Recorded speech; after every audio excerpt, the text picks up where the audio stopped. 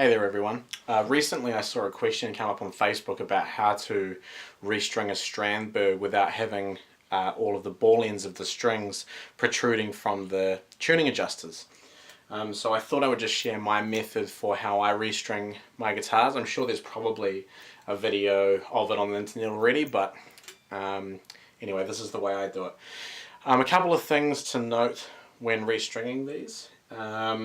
Don't over tighten anything, particularly on the nuts, if you're finding a little bit of resistance, you can get, and I think it's a 6mm hex head. There is an Allen key socket inside here to get a hex head to help adjust these, because they can be a little fiddly, particularly on the higher tension strings. But yeah, in any case, first off, loosen off the string that you obviously want to replace. Presumably you'd be doing all of them, but in any case I'm just going to do this string, the 6th string.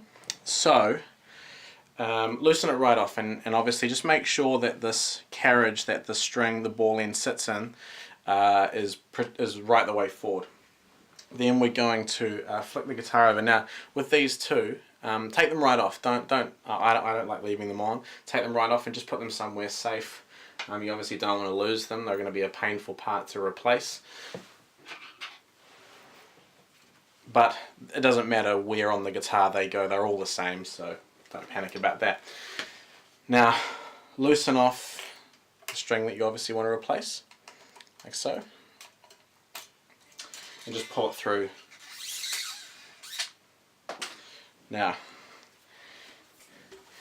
see how this has come the whole way out? We want to keep that in there. That's your that's the carriage. That's basically how your tuning is adjusted. That affects the tension of your string, if you couldn't already figure that one out, which I'm sure you have. We get our new string. In this case it's a 48. Chuck it in.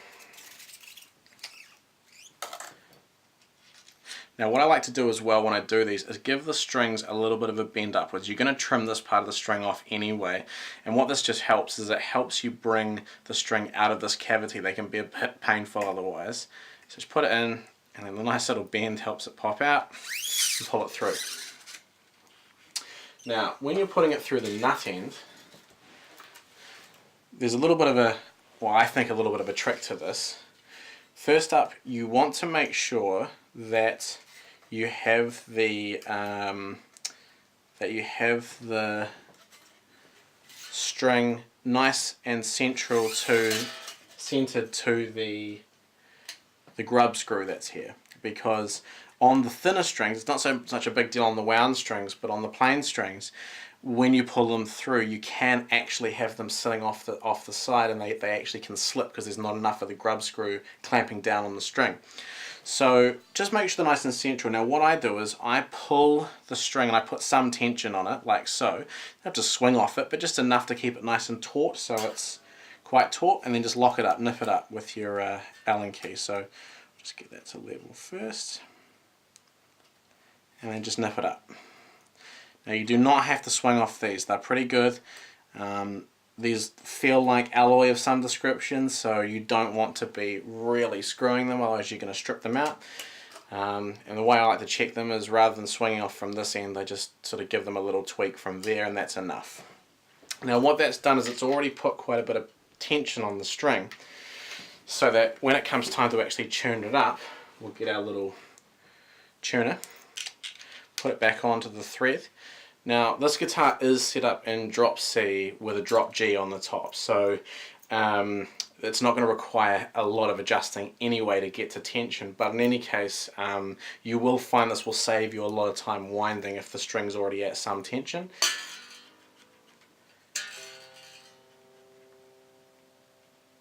And there we go. Simple as that. Restrung, obviously you're just going to trim off your ends.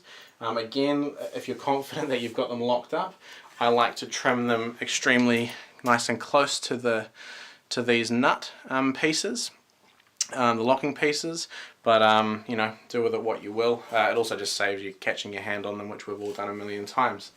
Otherwise, that's how you do it, and as you can see, no ball end in sight. Cheers.